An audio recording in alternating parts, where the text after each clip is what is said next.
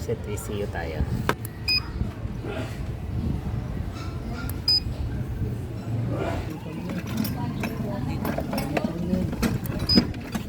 Yan. Resetting na.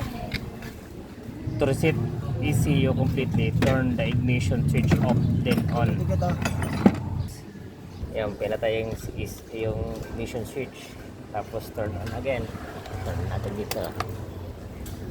So, ano sabi?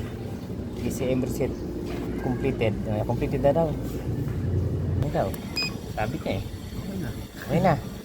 Mas mabilis pala kapag may ganyan eh. Ganun lang no. Do you want to exit? Yes. Tingnan ulit natin yung ano niya, takbo niya.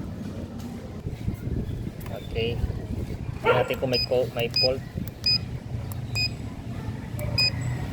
Wala na. Yan yung nawala kanina, no? Sige, padarin mo nga.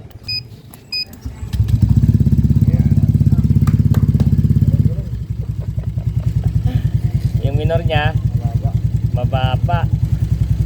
Tapos yung TPS voltage is 0.4 lang. Okay naman yung TPS. Ano, i-adjust mo yung minor? Just mo minute din. Nag-reset ako ng ECU. Gumamit ako nitong ano, ibang power supply, power bank 1459 auto tag 0 yan. DOT sensor voltage is 4.27. air fuel ratio is 13. Bumaba yung EF ratio oh. Kanina 14 point something, di ba?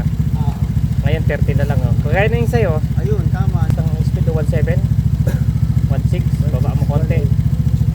520 1